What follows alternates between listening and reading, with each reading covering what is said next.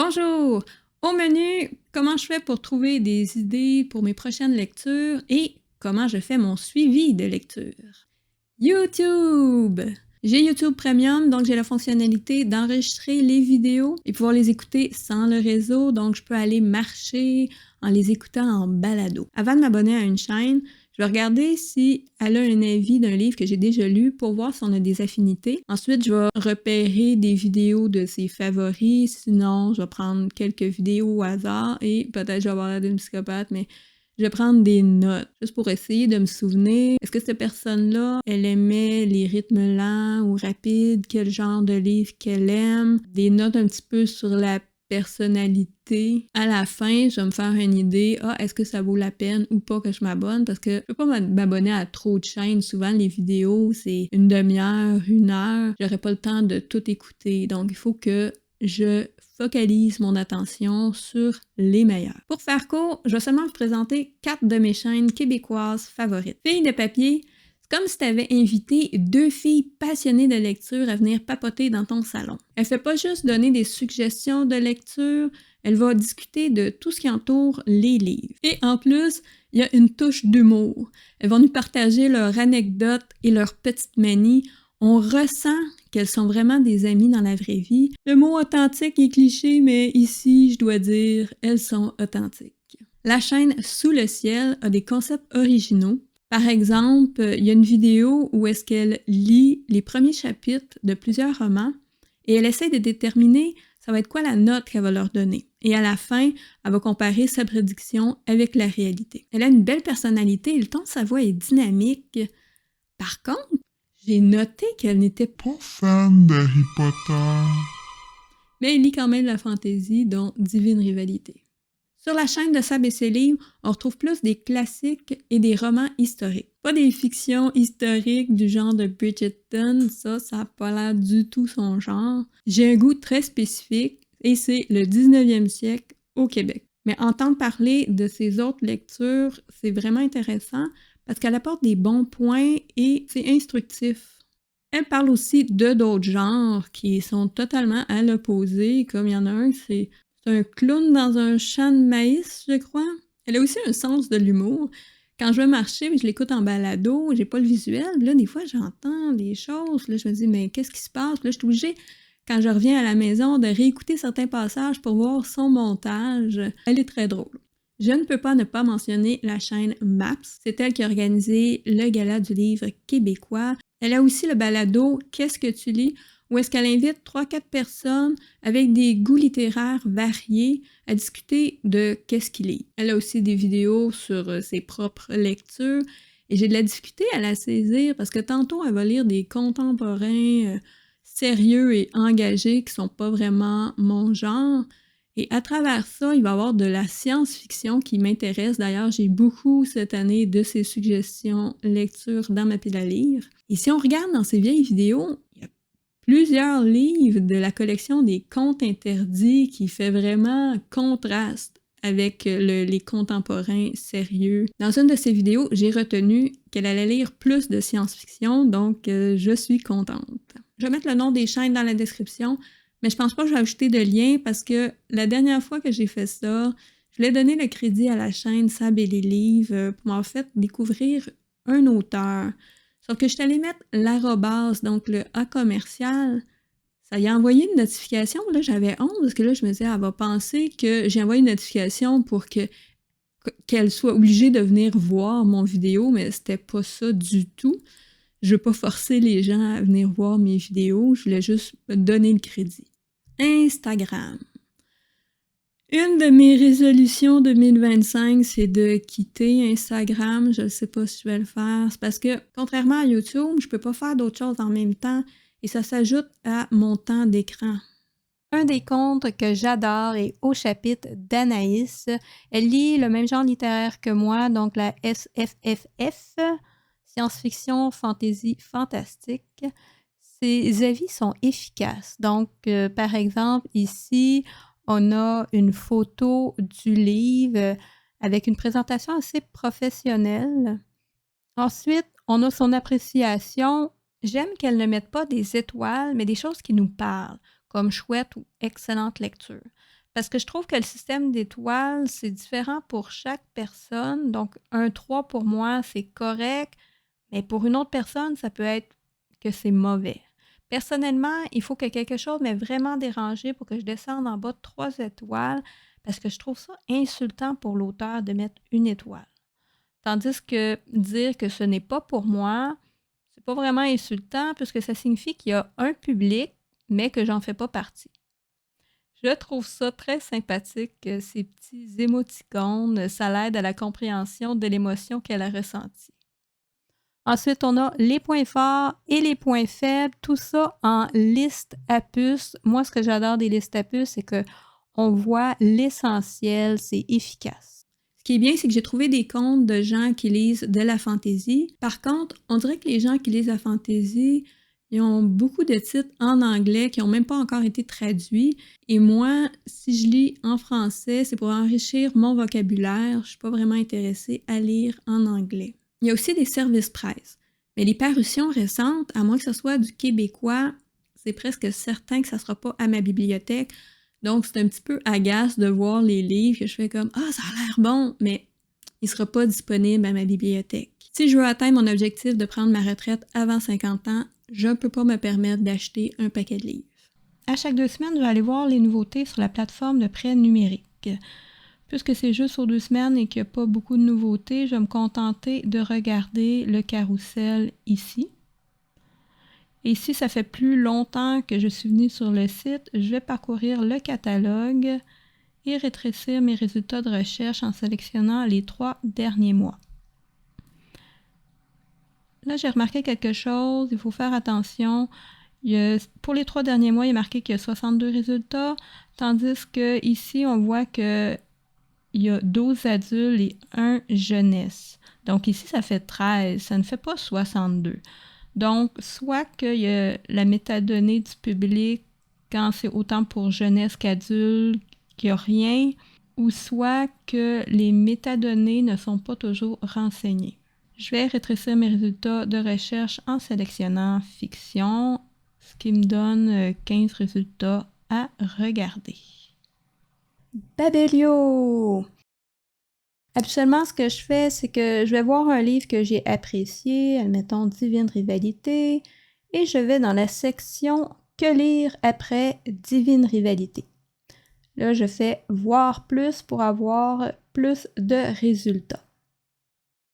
Ensuite, je vais regarder les... Bon, j'avoue que je suis pas mal attirée par les couvertures, mais je suis supposée de regarder un peu les notes. Et pas seulement les notes, mais combien de personnes ont donné la note. Parce que si j'ai un 5 étoiles, mais qu'il y a juste une personne qui a noté le livre, versus un 4.24 étoiles et qu'il y a 4715 personnes qui ont noté le livre, j'ai plus de chances que ça soit bon s'il y a plusieurs personnes qui l'ont noté que s'il y en a juste une. Ensuite, ce que je vais faire, c'est que je vais ouvrir les livres qui me tentent et je vais regarder la date de parution. Si c'est du fin 2024 ou 2025, la parution est trop récente pour que ça soit disponible dans ma bibliothèque. À moins que ça soit du québécois, là, il y a une possibilité que ça arrive assez rapidement, mais si c'est un livre étranger, il faudrait vraiment qu'il soit très populaire pour que ma bibliothèque l'ait si rapidement. Aussi, ce que je vais regarder, c'est la maison d'édition. S'il est marqué auto-édition, c'est peu probable que ça soit disponible à ma bibliothèque, donc je lirai même pas le résumé. S'il y a des chances que ça soit disponible, je vais lire le résumé et je vais regarder par la suite si c'est disponible dans une de mes bibliothèques. L'autre méthode de recherche, c'est d'aller avec les étiquettes. Là, j'ai découvert qu'il y avait un petit problème avec la recherche par étiquette. Par exemple, si je vais dans Promise, et je regarde ici les étiquettes, d'ailleurs, on peut en ajouter. En fait, les étiquettes, c'est les thèmes. Ici, on voit que c'est une dystopie pour jeunes adultes qui est du fantastique. Si je prends dystopie, ça va me donner plusieurs résultats de dystopie. Mais ici, je peux affiner ma recherche avec un autre thème. Si je prends Enemies, Enemies to lovers. Vous voyez que j'ai seulement 3 résultats, ce qui est assez louche. Et en plus, pourquoi j'ai découvert que c'était encore plus louche, c'est qu'on a The Perfect Match, le tome 2, mais on n'a pas le tome 1. Et comme qu'on voit ici, Dystopie Enemies to Lovers, on va aller voir ensemble le tome 1, les étiquettes qui sont écrites.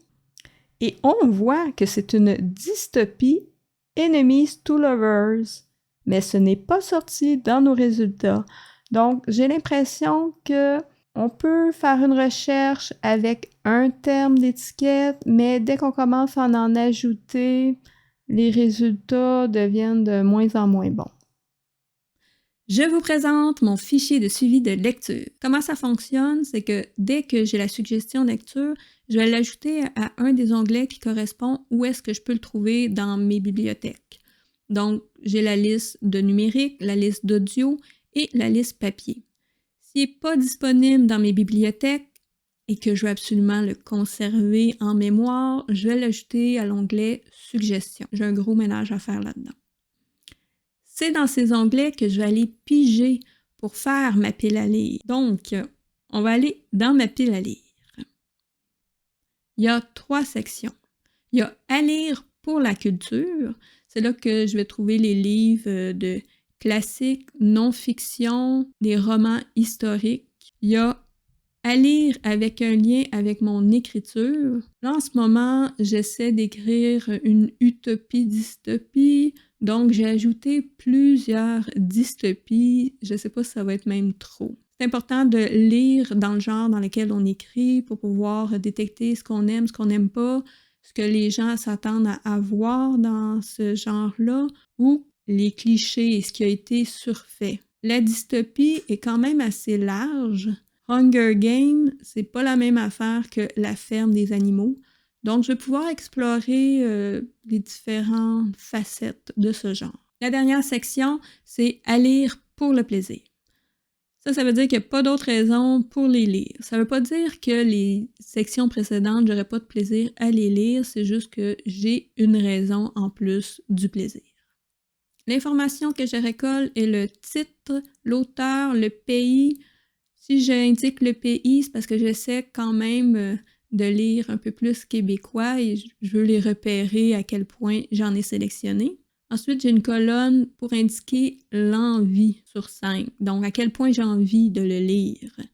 Habituellement, c'est quand j'entends la suggestion, c'est là que la petite émotion surgit, puis je me dis « Ah, je veux le lire tout de suite, là, ça va être un 5. Si « Ah, ça a l'air bien, ça va être un 4. » Si c'est « Ah, c'est bien, je sais pas, je vais aimer ça, 3.5. » Des fois, je l'écris pas parce que l'envie change souvent.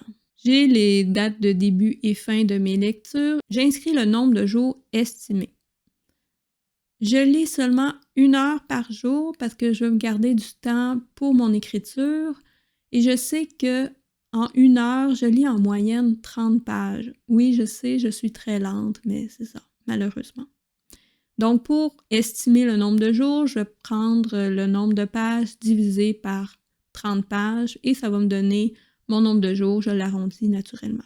Je vais indiquer la maison d'édition parce que je veux pouvoir réussir à voir s'il y a une maison d'édition qui me donne plus de coups de cœur que d'autres.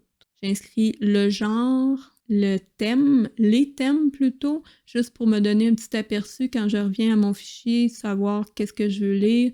Mais en regardant les thèmes, je vais savoir « Ah, ok, lui, ça me tente plus qu'un autre. » Les points positifs et négatifs, c'est à la fin. Dans la colonne commentaires, je peux ajouter des petites notes sur de quoi parle le livre, qui me l'a suggéré. Si c'est un livre audio, je vais ajouter le narrateur et la durée du livre. Et le lieu pour les documents papier, parce que je vais aller chercher en vélo, donc je vais avoir un aperçu de est-ce que ça va être long à aller les chercher ou pas.